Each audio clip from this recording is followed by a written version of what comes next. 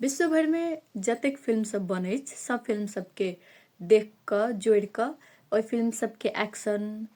ओहि फिल्म सबके सीन, ओहि फिल्म सबके एक्टिंग, ओहिके बाद फिल्म बनल केहन छै, स्क्रिप्ट केहन छै, ओहि सबके हिसाबसँ फिल्मके एकटा अवार्ड देल जाइत अछि, जे अवार्डके नाम रहल अछि ऑस्कर अवार्ड। तऽ एहि बेरके ऑस्कर अवार्डके लेल फिल्मके सूची सबमे सँ 3 से 23 गो सूची रहल अछि प्रतिस्पर्धाके लेल योग्य रहल अछि कि एहि फिल्म सबमे सँ ककरो ऑस्कर अवार्ड मिल सकैए। Academy of motion pictures and sciences मुख्य विधाके प्रतिस्पर्धामे रहल सब फिल्मके सूची सार्वजनिक कयल गेल अछि, जाहिमे सर्वोत्कृष्ट फिल्म विधाके सूचीमे 2 से 7 फिल्म प्रतिस्पर्धाके लेल योग्य रहल अछि, जाहिमे एहि बेर भारतसँ सूर्या आ बॉबी देओलके स्टारर एक्शन फिल्म कांगुआ सेहो समेटल गेल अछि।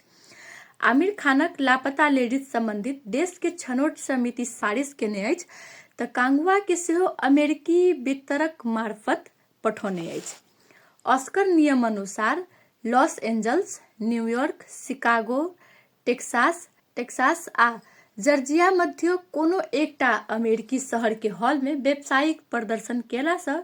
ई फिल्म ऑस्कर के मुख्य विधा के प्रतिस्पर्धा के लेल योग्य होइत अछि। कंगुआ एहिक फायदा उठबैत